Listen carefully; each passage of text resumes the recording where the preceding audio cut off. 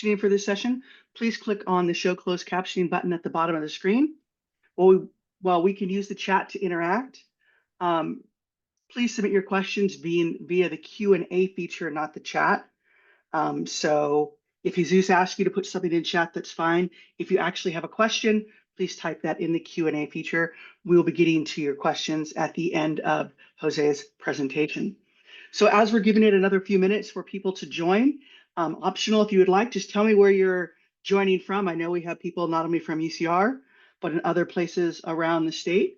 So just if you'd like to type in chat where you're from, that would be wonderful. Oh, we have UC San Diego, I see. Lots from San Diego. UCR, yay, UCR. Oh, UC Merced, awesome. Some of these are flashing by really quickly. Let's see. I'm sure San Diego, you have better weather than we do right now. Don't want to be. This is Augustine's like last day meeting today? Yes. Huh? Mute again? So I will be muting you all for the entire session, unless when we get to the Q&A session, we'll all allow you to unmute yourself. But to just avoid any of that unnecessary background noise, I will do that. So as we begin to get started today, let's always be mindful of UCR's principles of community.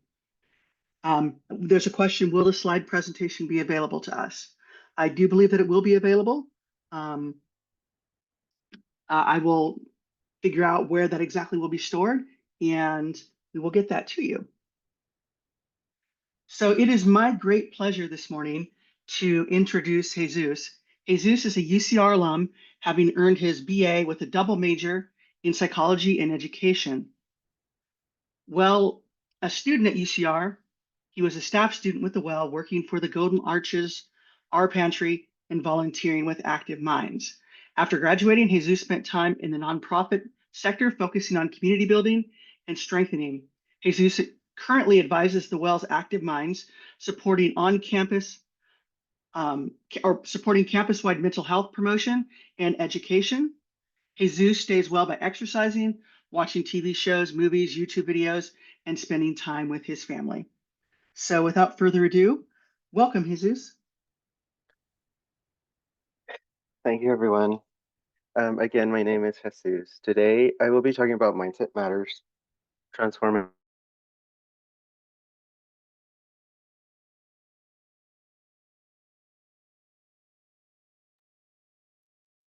I think you're on mute, Jesus. Pardon me.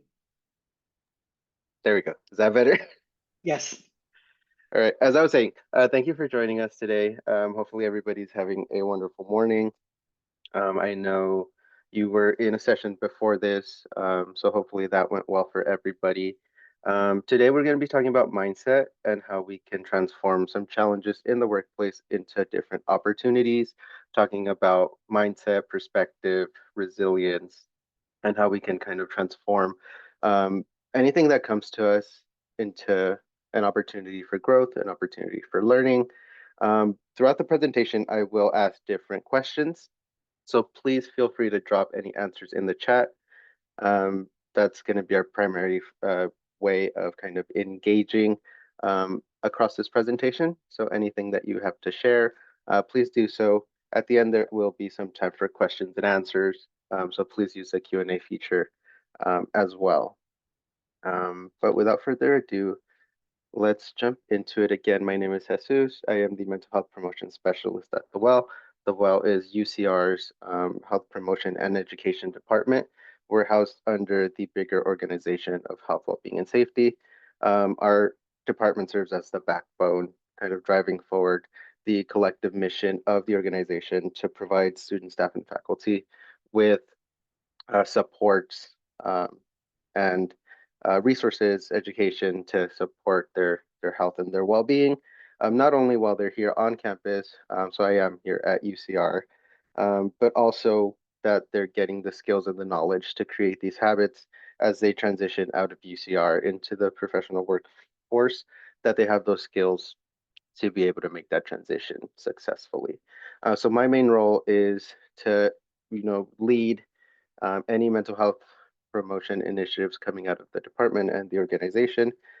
Like it was shared earlier, I do oversee a peer group of students who are very passionate about mental health, and they go on campus and educate the campus community. But today, I'm coming at you with my perspective on um, the topics that I have outlined here. So this is the general layout of how we're going to go through the presentation. We're going to be talking about perspective, the power that perspective brings to the workforce, to our work environment. We're going to go into how our perspective can impact our environment and what sort of positive impacts we can create in our workplace. And then we're going to cap off the presentation talking about more long-term strategies to increase our well-being. So building resilience, what does that look like? Um, and hopefully by the end of the presentation, you'll be able to leave with some tools, strategies to implement some of these things into your day-to-day and drive, forward your well-being. So with that, here are three main objectives for today. I want to help us learn to reframe workplace challenges as opportunities for growth, right? One of the biggest things that I like to kind of think about is the fact that oftentimes we can't really change, our work environments, the different challenges that come our way. Um, we can't really impact them too much. We can't really change them, but what we can change is the way that we approach those challenges, the perspective, the mindset that we have when we come face to face with those challenges. So by the end of this, I want you to kind of learn how to start to reframe how we approach these challenges so that we don't get overwhelmed by them, we don't get too stressed out by them, and we use those as kind of launching pads to grow more in our professional capacities. Second, I do want to share some practical strategies to positively impact our work environment, fostering emotional intelligence, collaboration, and a culture of support. So these three things are really vital to making sure that our work environments are, positive and uplifting, and that they are conducive to growth, right? We don't want to be in a work environment that's gonna, suppress us and not allow us to grow and to kind of really use our skills to the best of our potentials, right? So how can we use our perspectives and our mindset to kind of create and help foster that environment for us? And then second or third, I do want to share some actionable techniques that'll help you build your resilience, manage your stress, and help you in the long term evaluate where you're at currently with your well-being, where you want to be, how you can get there, how we can kind of continue this evaluation process throughout our professional careers so that we don't feel stagnant and overwhelmed and like we're not being taken care of, right? So hopefully by the end, these three things will be very clear to you. Before we jump into some of the more content-based slides, I do want to do a quick check-in with everybody. So please feel free to drop your answers in the chat. What is your biggest workplace challenge? It can be one thing, it can be multiple things, but when you think about your work and the duties and responsibilities that you have, what would you say is your biggest workplace challenge?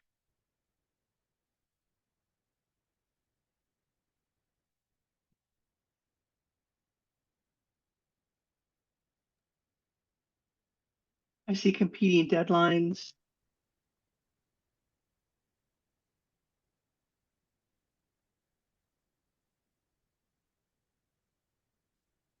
I'm seeing some of these responses come in. Thank you all for sharing. Meetings. There, yeah, there's a wide array of different challenges that people see. Leadership, meetings, deadlines, being understaffed, maintaining team morale, budget cuts. I know that's a big one that's making the rounds right now. Changing priorities, not having enough information, not having enough direction from leadership, the general work environment,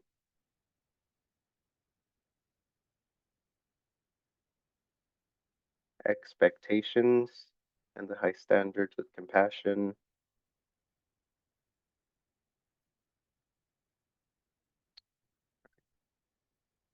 So feel free to keep dropping those. Those are some really good, examples of some of the challenges that we do see in the workplace. And as you can see, there's a lot.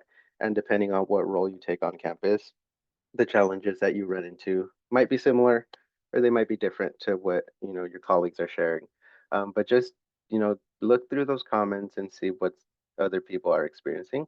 So you can get a sense for how, you're not alone in facing challenges in the workplace.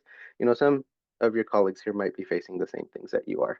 Um, the next one here is I want to check in more on your perspective to some of these challenges.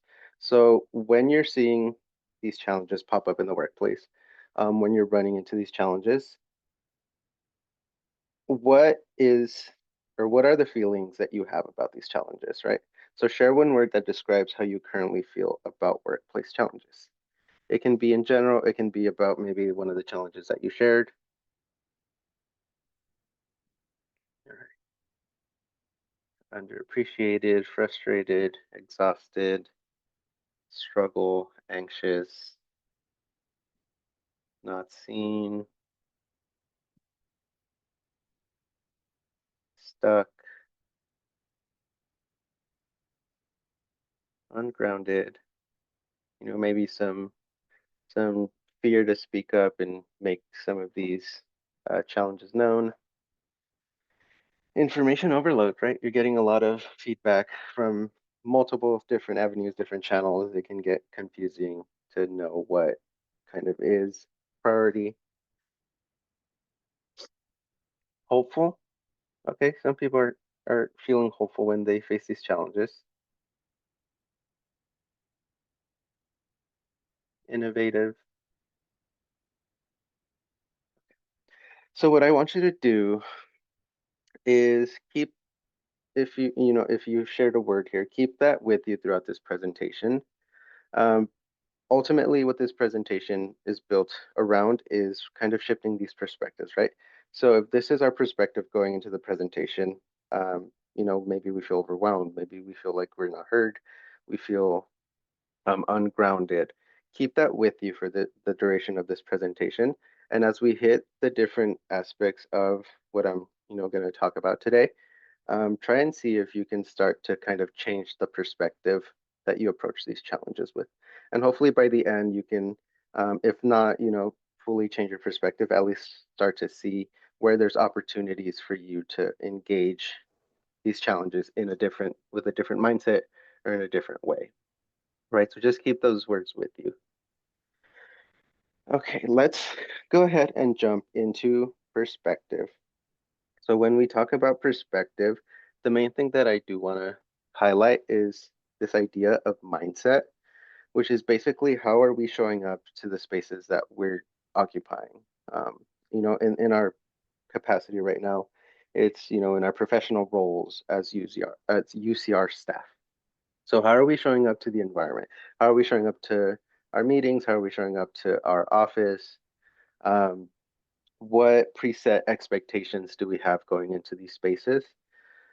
Because ultimately that's going to help guide our decisions and the way that we engage the people in these spaces. So if we already know that we have work tomorrow and we have the mindset that I'm very overwhelmed with work, it's a negative space for me, and I'm going into that space with those negative thought processes. That's going to really impact how I engage in the work and how I engage with my work environment, with my peers, right? So kind of start to see how are you engaging with this mindset, because ultimately that's going to impact the way that you develop in that space. And over time, the way that you have that mindset is gonna, it's gonna change over time, but it's really gonna influence how adaptive you become in the space or how, maladaptive it is for you of a space, right? So when we're talking about mindset, there's two main mindsets here that we like to highlight. One is fixed, meaning that we feel, the qualities of that workspace are unchangeable.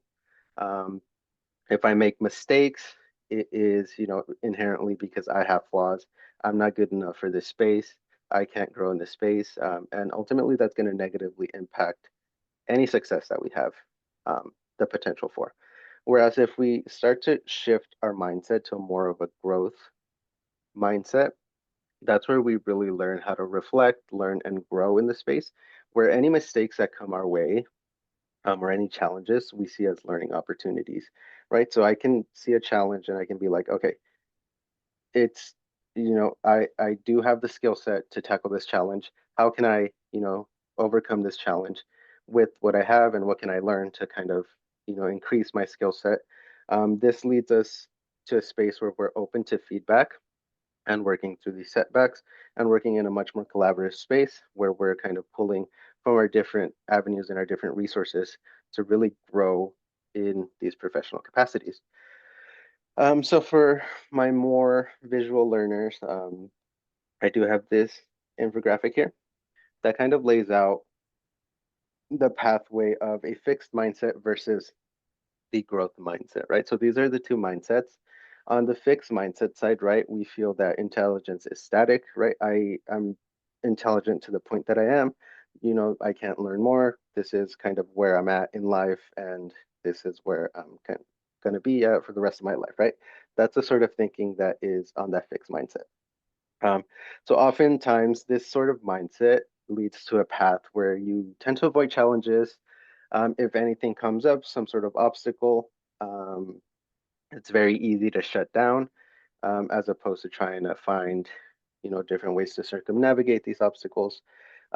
There is not a lot of effort put into work because, you feel like there isn't really the point to adding a lot of effort to this work, because you can do what you can do, and there's not really much growth to be had there. So why would you put your effort into something where you feel is not, worth your effort?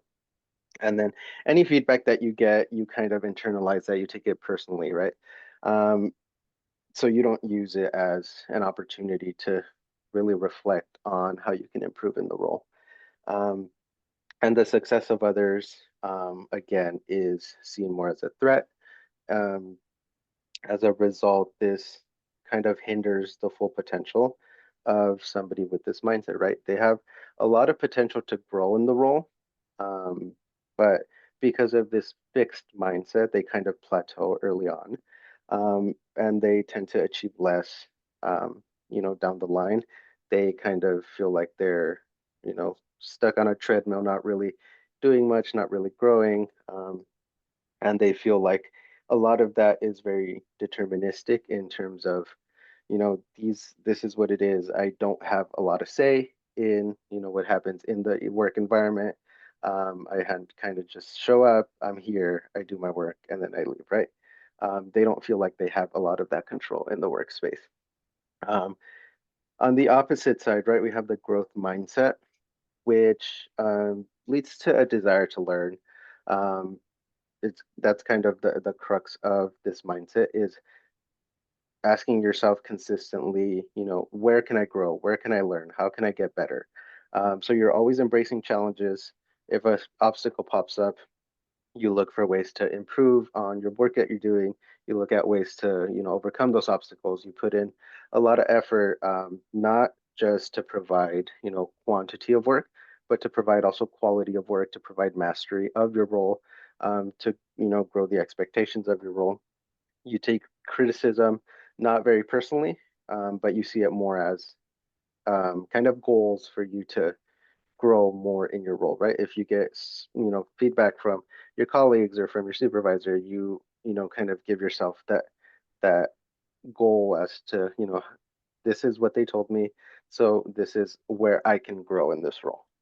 And then ultimately, you find that you see your peers succeeding, you see, your colleagues succeeding, you see that as inspiration to kind of follow through and grow in the role and reach that level of success yourself. So what these two mindsets have shown is that the growth mindset, right, results in, higher achieving individuals who have a greater sense of free will in the workspace, right? They feel like they have, some sense of control to what is going on in the work environment. so they feel more invested in the work. They feel like the effort that they're putting into their work, um, is helping them achieve whatever goals they have in mind. Um, so when we take that growth mindset and break it up into different um, kind of modalities, this is what we're kind of talking about, right? When we say growth mindsets, there's quite a few different ways that you can start to shift your perspective to be more of a growth mindset. So I've highlighted 5 different growth mindsets here on the board. Um, Starting with the first one here, positive. Basically understanding that um, right, positive reinforcement. Understanding that anything, good that happens to you in the work environment is something that should be celebrated. So basically you treat yourself for, all your wins, right? Oftentimes we find ourselves in a space where we, accomplish something in the work environment and we just jump into the next thing, right? We don't really take the time to acknowledge that we're doing a good job, that we did something positive in the workplace, that we accomplished a goal. So really stepping back, taking the time to acknowledge yourself, the effort that you put into the work, and kind of everything that came out of that, allowing yourself to kind of really champion yourself in the workplace, can go a long way in helping build some of these mindsets. The next one is learning orientation. So basically, you want to approach everything as an opportunity to learn. That's pretty straightforward, right? How can we always learn to grow in the environment? If a challenge comes up, how can we approach that with a learning mindset to make sure that we are always learning in the work environment, that we're always engaging our work in a way that's, mentally challenging for us, so we don't feel like we're just, kind of stuck in a rut and not really doing much in our work environment.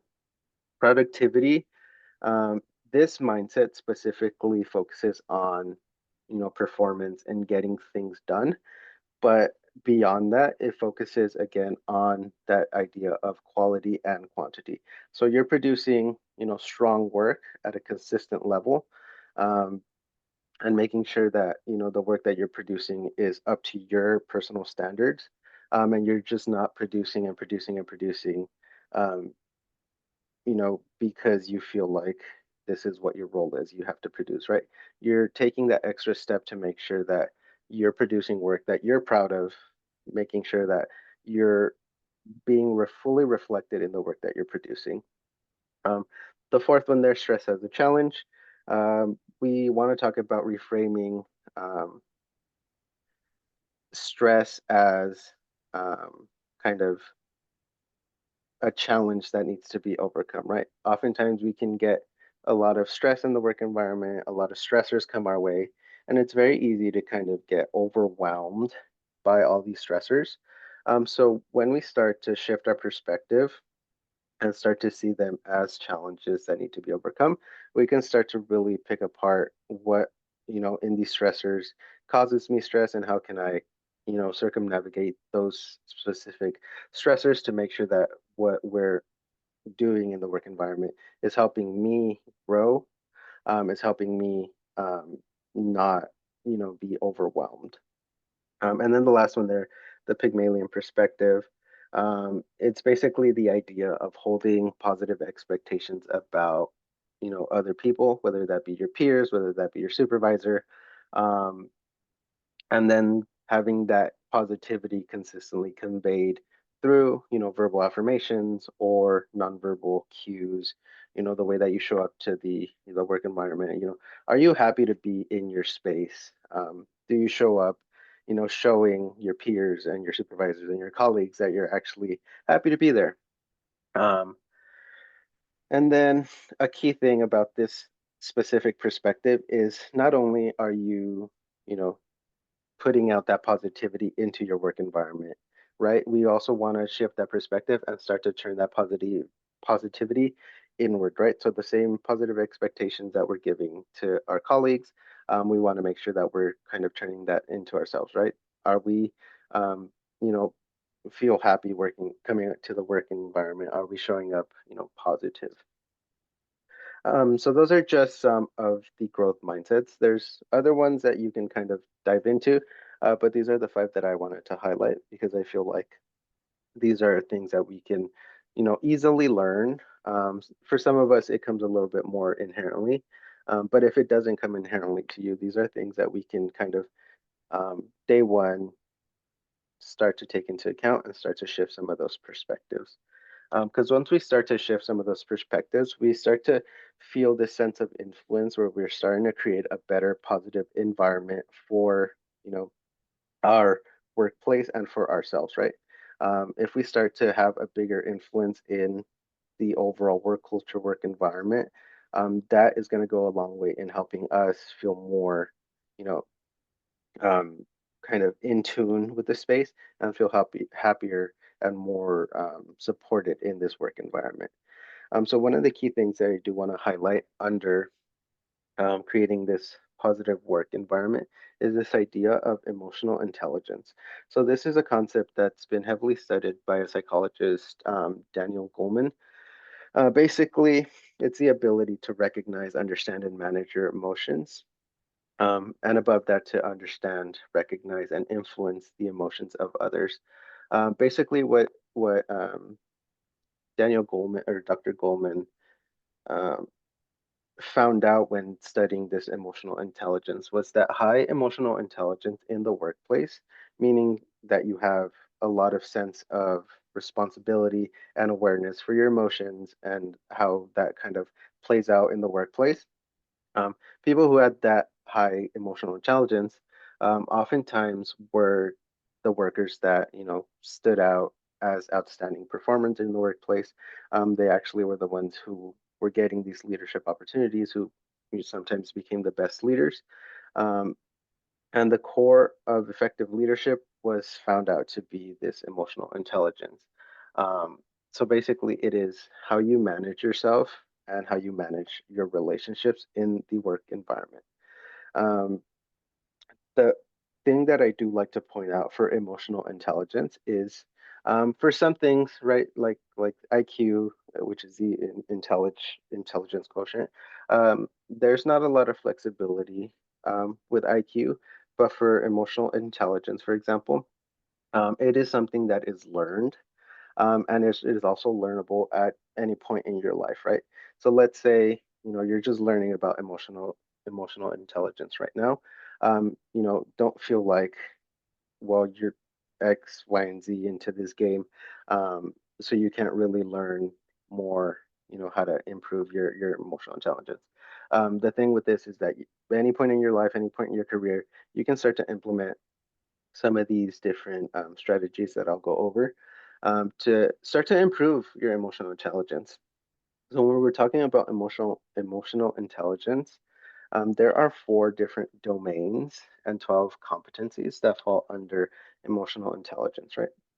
The four domains are self-awareness, self-management, social awareness, and relationship management. Overall, if you look at this table, all of these different factors have a huge impact on your workplace well-being. These are all key drivers in motivation, work-life balance, and the way that you engage with your work.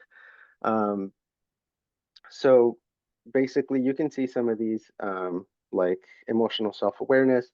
Are you aware of how your emotions show up in the work environment, right?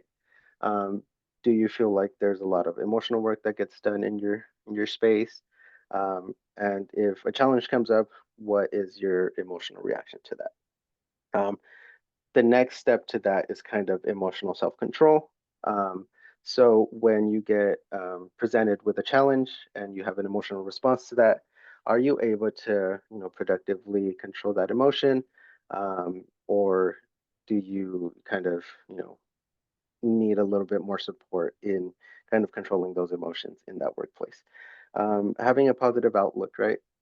Making sure that when we show up to work, we have that positive outlook on these challenges. This goes back to what I was talking about earlier, making sure that we are showing up with a mindset that is very growth driven, as opposed to fixed, where we're, kind of very negative on, these challenges.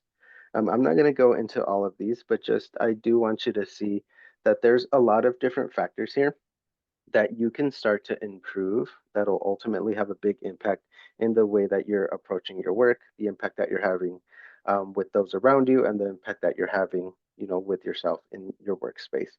Um, Things like teamwork, empathy, how adaptable you are in the space.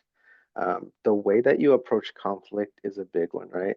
If we approach conflict in a way that's very kind of one-sided, where aren't open to collaboration, that's going to be a big driving force in that fixed mindset, whereby you feel like you don't have a lot of say in what goes on in your workspace. But if you are presented with conflict in the workspace and you show up with a collaborative teamwork perspective, um, then you're more likely to um, build that connection and that collaboration that makes you feel like you have a bigger say in the solutions of the work environment. Um, Another thing that I do want to highlight is there are several intelligence tests that you can just Google emotional intelligence test, and you can take some quick questionnaires that'll tell you, what if you have high emotional intelligence or if you have low, so you can kind of gauge where you're at on that spectrum, and see how you can start to implement maybe some more empathy into your workplace, maybe implement better teamwork, or maybe foster a coach and mentor kind of environment in your workplace to help drive up some of these emotional intelligence skill sets, because at the end of the day these are skill sets that you can work on and practice. They come inherently to some people they don't come as inherently, so we have to kind of pick and choose which ones we feel like are something that we can work on more immediately. And as we start to work on some of these key domains here, you'll see that you'll start to improve in some of the other domains as well. They're not just clustered in on themselves, they kind of build on each other. Okay, so now that we've talked about influence and creating this positive environment, creating this perspective for ourselves that is growth driven and purposeful, um, we want to talk about resiliency and how do we build long-term well-being into our lives so that when we get these challenges thrown our way, um, we have we're able to have this resiliency towards them where we're able to tackle them, and not get overwhelmed and not get stressed out. And if we do get stressed out, which is completely natural, how can we start to um, incorporate different strategies into our day-to-day life to manage this stress? So with that, I do um, want to do a quick 2-minute focus reset.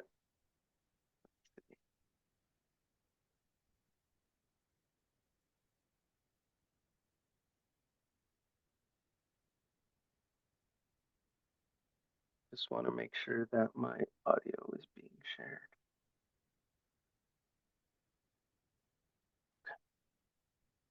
So just sit back in your chairs and follow along with this. It'll help us kind of recenter ourselves, refocus, and then we'll cap off with the final section of this presentation. If it's comfortable for you, let's begin by taking a gentle deep breath in through the nose and out through the mouth. And with that exhalation, adopting a comfortable posture of awareness, returning the breath to its natural rhythm, and allowing your attention to gently drop into this present moment. And without turning or looking around, just lightly bringing into your awareness all that's in your surrounding space.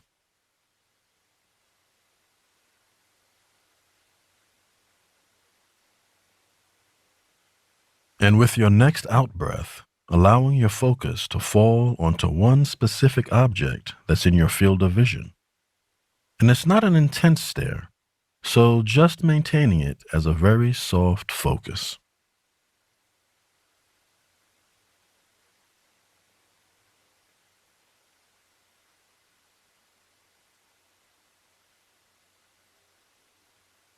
And this is a gentle practice, so if at any point the eyes become fatigued, allowing yourself to gently close them for a moment or two, and then reopening them, nice and easy.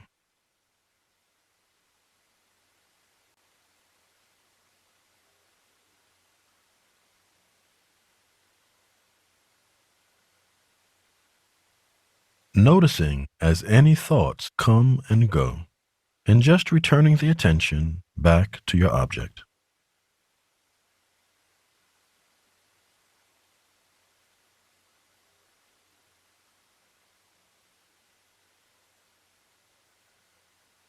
And now letting the focus zoom back out again, being aware of your surroundings, perhaps blinking a few times, allowing this cultivated focus to follow you into your next activity.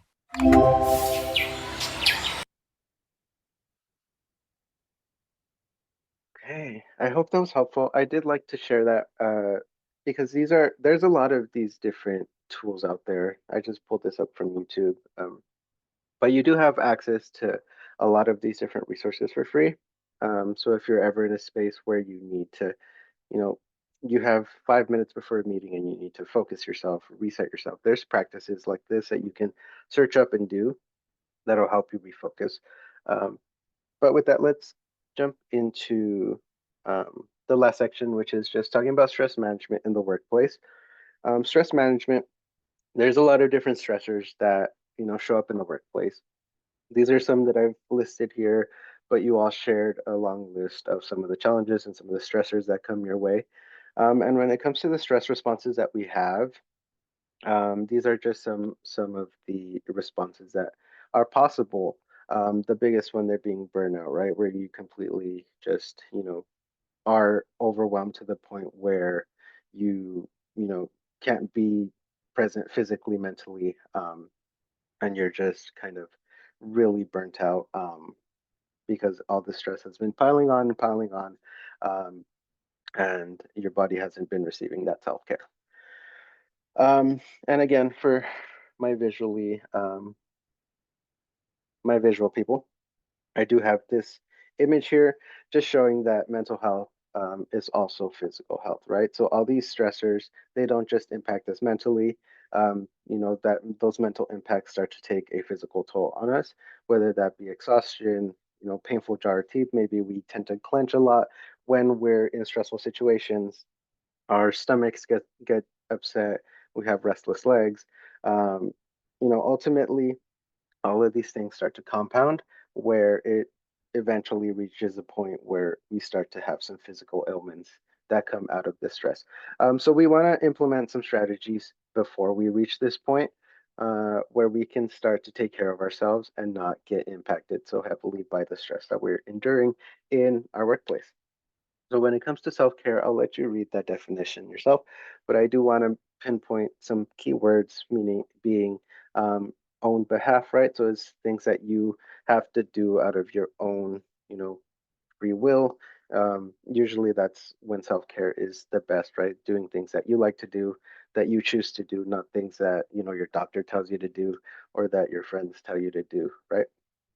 Continuing personal development and well-being, right? And it's always in that drive to continue to grow, your personal development and your well-being. Um, so when we talk about self-care and some of the concepts that we've talked about earlier in this presentation, a big one is self-regulation, right? So learning what your triggers are and what your reactions are. Oftentimes, like I keep mentioning, we can't control what challenges come our way. We can't control our environment all too often, sometimes in the work environment, but we can control how we react to these challenges and how we react to stressors that come up in the workplace. So learning what your triggers are and how you react to these triggers, and then learning how you can, have a better reaction to them, a more productive reaction, will go a long way in helping you feel more at ease and more in control in your work environment. And then there's also this idea of micro meditation, built off the concept of mindfulness. I know sometimes we don't have the luxury of time to sit down and do some mindful practices. So this idea of micro meditation takes that idea and incorporates it into things that we're already doing, right? So let's say in the morning we get up, we always brush our teeth, right? So using that time instead of, being there brushing my teeth, thinking about I have X, Y, and Z meetings, I have to go do this, I have to turn in this, I have this deadline. Um, Using that time to meditate and to use some mindfulness instead, right? So, you know, use it as a way to, how does my toothbrush feel, brushing my teeth? How does the toothpaste smell? How does the water sound when I turn it on to run? And kind of being very present in your moment and not letting your mind and your thought patterns run away with these negative thoughts. When we're in the work environment, finding some social and professional support, maybe finding somebody who can hold you accountable in the workplace, or maybe just finding somebody who you can really build that connection with, who can provide you some support when you have these stress reactions. Let's say your coworker knows you very well. They know when XYZ happens, you tend to, shut down in the work environment. So when that stressor happens, they can come to you and they can be like, "Do you need 5 minutes? Let's go for a walk." Or do you need a, debrief? And having that accountability partner in the work environment can go a long way in supporting your well-being at work. Um, and then also identifying how your office is helping to reduce burnout and promote well-being, and really getting involved in those initiatives. And if your office isn't really doing anything, then how can you take a step forward and help make it a priority for your leadership? When it comes to understanding priorities, right? It's not self-care is not about just, I'm gonna go shopping or I'm gonna go, you know, run for a little bit. It's really about understanding what your priorities are in your well-being. So you can do this quick matrix where you can outline what is taking up your time in a day, and then you can do little cross hatches at each intersection as to how much effort and energy that is taking up for you during the day, right? So this person, they're putting a lot of energy and effort into work, not a lot of energy and effort into reading, right? And then you can kind of get a visual for what is taking up your energy throughout the day. And does that align with the needs of your, of you personally? If it doesn't, then you can start to implement some strategies to, maybe this person, they don't want to be so invested in their work. Maybe they want to have more time for their reading. So, what strategies can they implement to reduce the work effort and energy and increase the reading, right? So, maybe that looks like just setting stronger and stricter boundaries with their work environment so that it's not taking up too much of their time. When it comes to assessing those self-care needs, it's important to know that there's different, you know, domains of self-care. It's not, just one idea of self-care, and it may change from person to person, right? So if somebody just told me to go out and, for your self-care, you're going to go out and you're going to socialize with people 3 times a week. For me, that'll be a big stressor, right? And it's not going to help my self-care. For me personally, I would more so like to focus on my personal time where I can, watch videos, watch movies, listen to music, and that's going to be my self-care, right? So really assessing what your priorities are, what your needs are, and finding strategies and finding ways that are kind of conducive to making your self-care be more in tune with where you are um, personally. So with that, I do have another self-reflection question here. Feel free to drop it in the chat or feel free to just continue thinking about this. But what's one small change you can make for better resiliency or for better resilience? Right. So, what's one self care strategy that you can implement in your day to day life that'll help you build up your resilience in your work environment? I know I'm coming up to the end of the presentation, so I do want to just cover some resources. Um, for UCR, we do have a faculty and staff wellness program.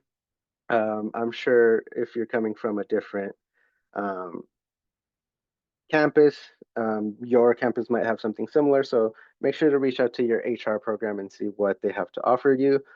There's always resources available for staff and faculty who might be interested in improving their health and wellness. If your campus doesn't offer something like this, how can you be proactive and start to push for something like this as well. Something that we're doing here on campus is called the Our Healthy Campus Initiative. It's basically a commitment to health promoting campus for students, staff, and faculty.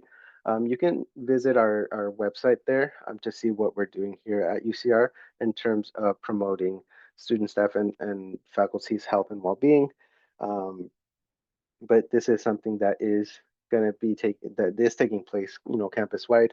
We're trying to see, from all these different perspectives, what are the challenges and what are some of these improvements that we can make to make sure that we're hitting health and wellness head on across all the domains on campus. With that, we also offer here on this campus. So if you're here at UCR and you want to sign up for one of these, feel free to do so. But we do offer mental health presentations and trainings year round for students, staff, and faculty. Let's say you just want to learn more about mental health and how to support students or support your peers. We do offer these trainings free of charge and at different capacities, right? If you're only able to do, an hour and a half versus a 4-hour training, we do have those options. Um, Additionally, I do want to highlight some resources for people who are in the Riverside County area. We do have 24/7 mental health urgent care centers here in the county. Basically, how a primary urgent care center works, right? Let's say you're sick, you don't have a doctor's appointment, you can go into an urgent care, you get triaged, you get treated, you see a professional, and then you're on your way. Similar for these mental health urgent care centers. Let's say you are having a mental health concern, you don't have an appointment with a therapist, you can go to these mental health urgent cares, get triaged, see a professional. There's peer groups, there's resources, there's case managers. They're not overnight facilities. You can go in and out, treated, and get support for your mental health concerns. But with that, I do want to leave you with one final question, right? So what's one mindset shift you will implement moving forward? Feel free to drop that in the chat or feel free to just walk away with this question in mind. What is one way that I can shift my mindset, based on what was shared today that will help me, grow in my role or better engage in my role, or maybe something that I can share with my colleagues. But with that, I do want to thank you for joining me today. You can contact me at my email there if you have any follow-up questions, or if you have any questions that were dropped in the chat. I don't know if we have some time for these questions, but if we do, I'm here to answer those.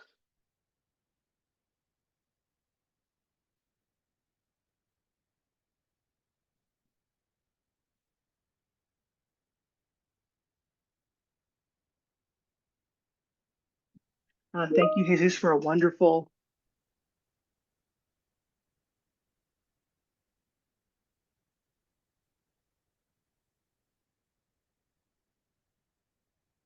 Shannon, your audio cut out. Can you hear me now? There we go. Okay. Oh, you cut out again.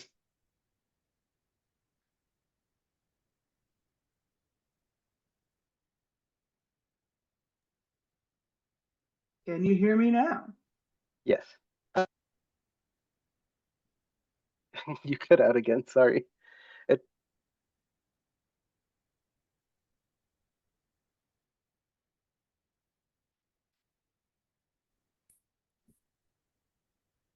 Can you hear me now? Yes. Okay, so I'm just going to use my regular. I'm not going to go through my headphones. We hope you enjoyed our time with us today. As you know, our goal is to keep the staff conference 100% free. We couldn't do that without the generous support of our sponsors, UCR Staff Assembly, LEAD, UCR Human Resources, Employee and Organizational Development, and of course, Schools First Credit Union. As a reminder, the conference will be uploaded to UCR Staff Assembly YouTube channel. A few quick reminders. Our in-person closing session will take place on Wednesday. So tomorrow at 2 p.m. Please RSVP on the conference website if you have not already done so by going on the sessions tab and clicking on reserve a spot next to closing ceremony. Lead nominations for the executive board are now open. Staff assembly elections will be open on April 14th, so please vote. If you have not done so already, please sign up for the UCR EOD listserv And just a reminder that there is a sign up for the Franklin Covey All Access Pass. Pay $3.99 for access to the AAP online platform and live instructor Franklin Covey courses offered by Employee and Organizational Development through the end of the year, December 31st. Enroll via the UC Learning Center. We will raffle 20 seats at the end of the conference. And just please note that the raffle is due or is only available to UCR employees. So once again, thank you for your time. We'll give you back a few minutes of your day so you can go stretch your legs, get a beverage, and join us with the next class. Thank you so much.